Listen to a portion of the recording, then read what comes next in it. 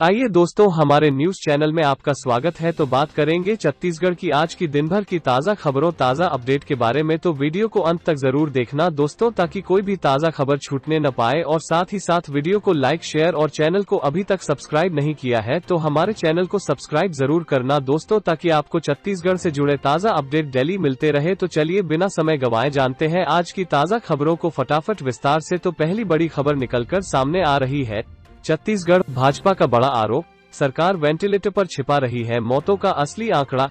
छत्तीसगढ़ के पूर्व मुख्यमंत्री व भारतीय जनता पार्टी के राष्ट्रीय उपाध्यक्ष डॉक्टर रमन सिंह ने राज्य की कांग्रेस सरकार की कोरोना संबंधी व्यवस्थाओं पर सवाल खड़ा करते हुए ट्वीट किया है।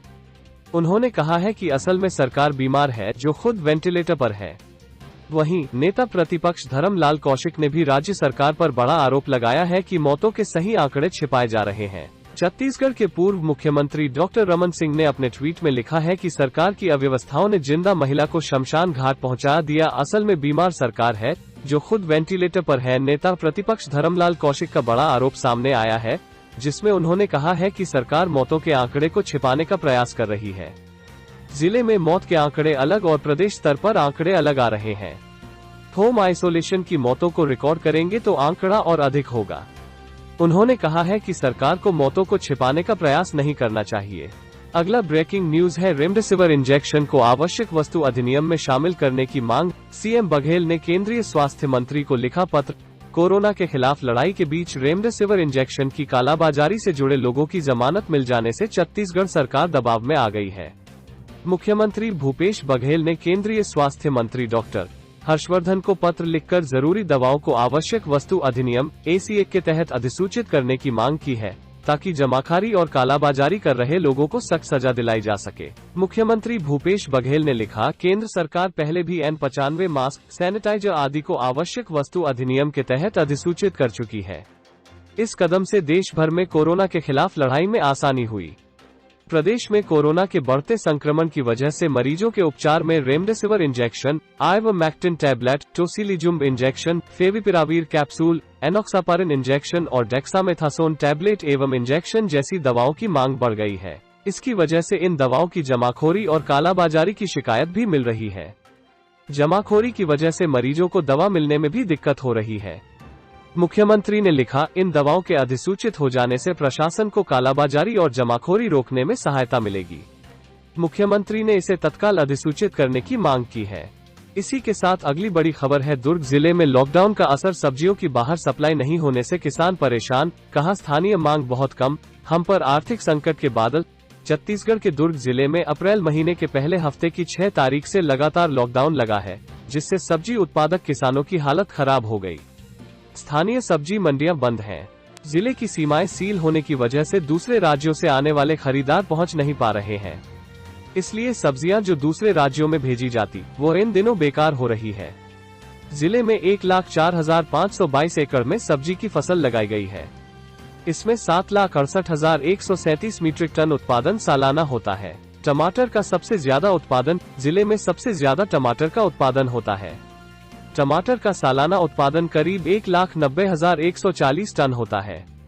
उसके बाद बैगन का उत्पादन 1,10,470 टन है। फूलगोभी का उत्पादन 66,548 और बंद गोभी का उत्पादन 66,548 टन है। करेला 18,844, कुंदरू 4,427 टन और भिंडी 22,707 टन है।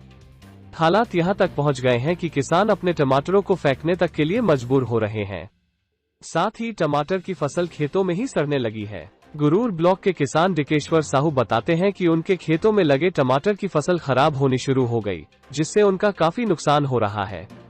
पहले वे अपने टमाटर की फसल को दुर्ग, राजनांदगांव, कांकेर, धमतरी सहित अन्य जिलों में बेचने भेजते थे, लेकिन जिलों की सीमाएं सील होने के चलते जा नहीं पा रहे हैं।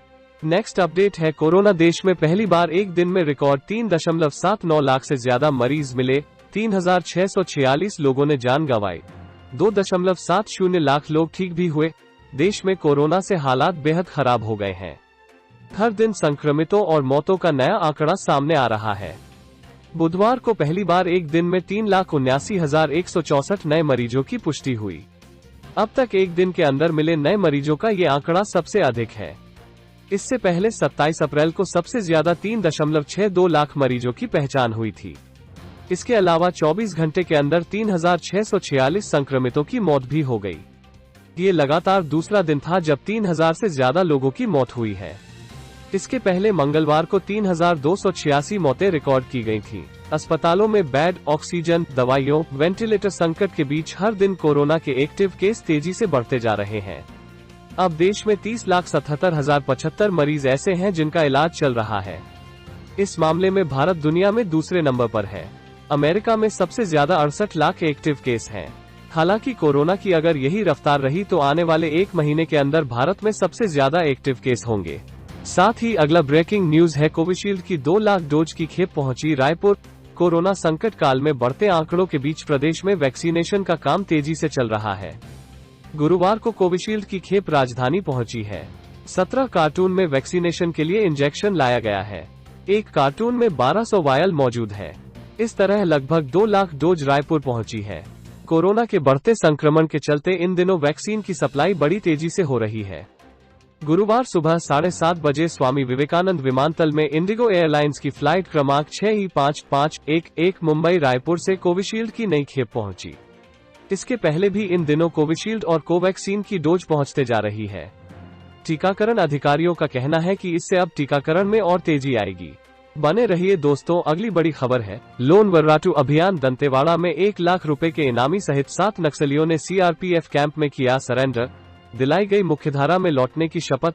छत्तीसगढ़ के दंतेवाड़ा में 1 लाख रुपए के इनामी नक्सली कोशा मंडावी सहित 7 नक्सलियों ने सरेंडर किया है। सरेंडर करने वाले अन्य नक्सलियों पर पुलिस की ओर से 10-10 हजार रुपए का इनाम घोषित था। सभी को मुख्यधारा में लौटने की शपथ भी दिलाई गई। प्रशासन की ओर से सरकार की योजना के तहत सभी को प्रोत्साहन राशि 10-10 हजार रुपए दी गई है। नक्सलियों ने सरेंडर लोन वर्राटू घर वापस आइए अभियान के तहत किया है। बाड़ेगुड़ा स्थित सीआरपीएफ 195 कैंप पहुंचकर इन नक्सलियों ने मुख्यधारा में लौटकर सरकार की योजनाओं का लाभ लेने की इच्छा जताई। इसके बाद एसपी अभिषेक पल्लव, सीआरपीएफ के द्वितीय कॉमन अधिकारी Sanjay Rawat, deputy commander Puranmal, assistant commandant Manish Verma के सामने सभी नक्सलियों ने सरेंडर किया। इनमें कोशा के साथ ही मिलिशिया सदस्य हिरमा सोडी, मरकरम कुंजाम, बामन कवासी व हिरमाराम कवासी, हुंगा करतम और मासा कवासी शामिल है। लोन वर्राटू अभियान के तहत जिले में 346 नक्सली कर चुके हैं सरेंडर। अगला ब्रेकिंग न्यूज है, भिलाई स्टील प्लांट दे रहा सांस से कोरोना मरीजों के लिए यहां से सप्लाई हो रहा ऑक्सीजन। हर रोज 265 मीट्रिक टन लिक्विड ऑक्सीजन का उत्पादन। छत्तीसगढ़ समेत देश भर में कोरोना संक्रमण के कारण ऑक्सीजन सिलेंडर के लिए हर तरफ हाहाकार मचा हुआ है। लेकिन छत्तीसगढ़ हर दिन न केवल प्रदेश के अस्पतालों में बल्कि देश के दूसरे राज्यों को भी ऑक्सीजन पहुंचा रहा है।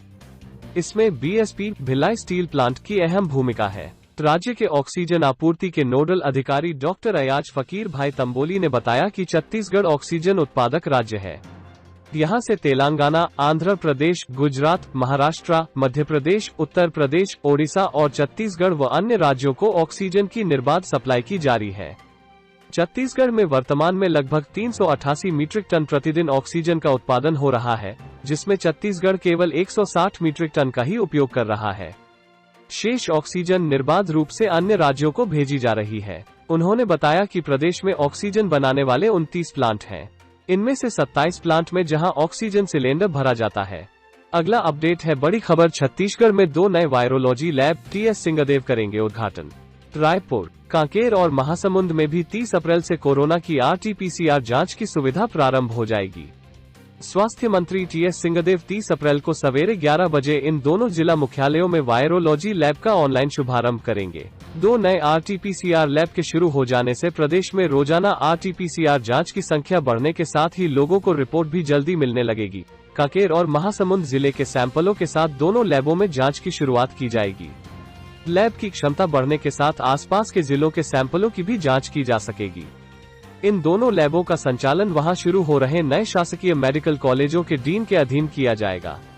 दोनों लैबों में सेवाएं देने वाले लैब प्रभारी, microbiologist, senior scientist, junior scientist, lab technician एवं लैब सहायकों को संबंधित मेडिकल कॉलेज के माध्यम से प्रशिक्षित किया जा चुका है।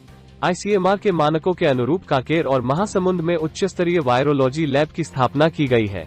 वायरोलॉजी लैब एक विशिष्ट प्रक्रिया से संचालित होता है। अगली खबर है, केंद्रीय जेल में 5 कैदियों की अब तक कोरोना से मौत हो चुकी। अब 70 कैदी भी हुए कोरोना संक्रमित। रायपुर कोरोना की दूसरी लहर से प्रदेश के जेल में निरुद्ध कैदी भी सिहर रहे हैं। रायपुर और दुर्ग केंद्रीय जेल में निरुद्ध 5 कैदियों की अब तक कोरोना की वजह से मौत हो चुकी है। वहीं करीबन 70 कैदी संक्रमित हो चुके हैं। यह तब है जब जेल में ले जाने से पहले कैदियों का बाकायदा टेस्ट किया जा रहा है। हालात को देखते हुए फिर से कैदियों को पैरोल पर छोड़ जाने की मांग उठने लगी है। रायपुर केंद्रीय जेल अधीक्षक कार्यालय से मिली जानकारी के मुताबिक जनवरी 24 अप्रैल 21 तक जेल में 21 कैदी कोरोना संक्रमित हुए हैं। वहीं 3 कैदियों की इलाज के दौरान अस्पताल में मौत हुई है। बताया गया कि नव प्रवेशी कैदियों को एंटीजन टेस्ट निगेटिव आने के बाद जेल में प्रवेश दिया जाता है। फिर RT-PCR टेस्ट कर रिपोर्ट आने तक अलग बैरक में रखा जाता है।